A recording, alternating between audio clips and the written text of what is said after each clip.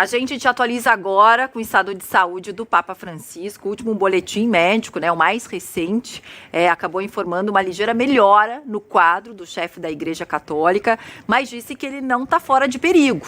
De acordo com o Vaticano, o pontífice passou bem a noite, se levantou para tomar café da manhã e a gente conversa até para entender um pouquinho melhor desse cenário com Mauro Gomes. Ele é pneumologista do Hospital Samaritano de São Paulo. Doutor, obrigada por conversar com a gente, bem-vindo por aqui.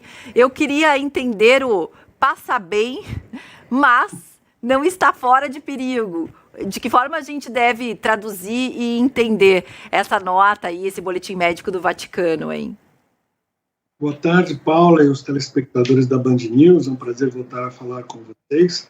A gente não tem detalhes técnicos sobre o estado de saúde do Papa. A gente conhece as informações que são transmitidas pelos boletins e pela imprensa, mas como especialistas a gente pode dizer que qualquer infecção respiratória, é o que foi dito sobre o Papa, pneumonia nos 2 pulmões, polimicrobiana, quer dizer, várias bactérias comprometendo o pulmão. Nenhuma pessoa idosa com 88 anos sempre é de risco, né? Isso já seria de risco numa pessoa mais jovem, em uma pessoa idosa sempre é de risco. Então, há riscos da infecção se tornar resistente aos antibióticos, há risco da infecção se disseminar para uma septicemia. Uma pessoa idosa corre riscos de complicações cardíacas, complicações nos rins por conta de infecção, complicações no fígado também por conta de antibióticos. Então, é sempre uma situação de atenção, embora os boletins nos afirmem que ele vem bem, ele vem consciente, realizando atividades ainda dentro do quarto e mesmo na capela, onde ele foi fazer suas orações, mas é sempre uma situação preocupante por conta da condição de pneumonia nos 2 pulmões e uma pessoa idosa. O Papa Francisco chega em alguns momentos, parece que ele tem 50 anos e não 88, né, pela cabeça. O médico chegou a dizer isso, mas chegou a descartar. Ele foi perguntado, olha, o Papa está fora de perigo? Não, ainda não. Mas ele está em perigo mortal agora? Ele responde, a resposta mais uma vez é não. Né? Mas tem também a questão que ele falou que às vezes o Papa ele sente dificuldade para respirar, falta de ar. E aí tem todo o histórico médico que você falou, né? Tem a questão da cirurgia também, acho que ele teve tuberculose também. De que forma isso pode acabar afetando? Ele levando alta, né? Porque ele está 1 semana lá, a gente está trabalhando aqui com otimismo, levando alta, que isso possa dificultar a vida dele como pontífice, que dizem que ele teria dito que poderia renunciar ao cargo, dependendo do estado de saúde dele, enfim. Mas o que mais um acontecimento nessa área pode acabar dificultando a vida dele como pontífice, né, ali do Vaticano? A informação que tem do histórico de saúde do Papa Francisco é que ele realizou uma cirurgia de lobectomia no passado. O que é isso? Retirada de uma parte do pulmão por conta de uma infecção. Foi tuberculose, se foi outra infecção, o fato é que ele conviveu a sua vida inteira com um pulmão menor. Ele teve outras sequelas no pulmão, provavelmente, porque ele habitualmente ele possui infecções respiratórias de repetição, crises de asma, sempre nos períodos de inverno ele apresenta algumas complicações. Então, sempre quem tem uma infecção mais séria, mais grave quando jovem, pode ficar com sequelas nos pulmões, e isso repercutiu ao longo da vida. A recuperação de uma pneumonia, normalmente, é uma recuperação, na maioria das vezes, tranquila para as pessoas que não têm doenças respiratórias crônicas e para as pessoas mais jovens.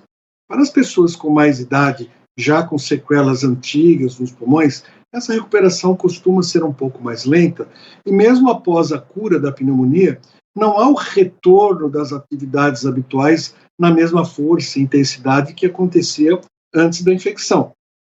Há necessidade de recuperação do condicionamento cardíaco, o condicionamento pulmonar. Então, é possível que essa recuperação, realizando-se posteriormente à alta, trabalhando nesse cenário otimista,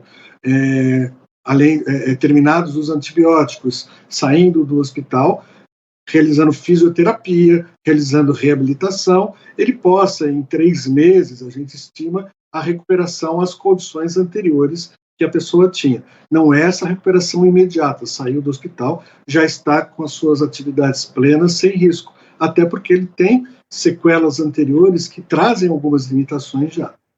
E doutor, existe algum risco dessa infecção respiratória, enfim, nos pulmões, acabar avançando para outro lugar, como no sangue do Papa, por exemplo?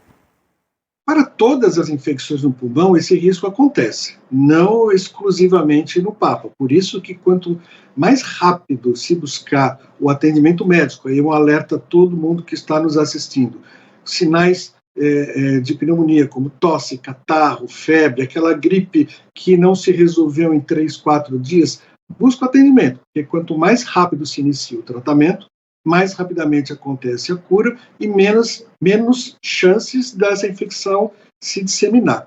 No caso do Papa em específico, a informação que chega pelos boletins é que ele tem uma infecção polimicrobiana.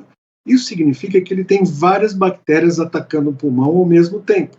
Não sabemos se alguma dessas bactérias é resistente ou não, mas o boletim de hoje informou já que ele vai ficar pelo menos mais uma semana internado, provavelmente por conta de uso mais prolongado de antibióticos, porque alguma dessas bactérias pode estar resistente. E nessa situação, sempre há risco de a infecção se disseminar, e talvez esse seja o cuidado que a equipe médica está tendo com o Papa, o máximo cuidado possível para que ele mantenha o tratamento hospitalizado, com antibiótico terapia, com fisioterapia, da maneira mais segura possível, para que ele possa se recuperar.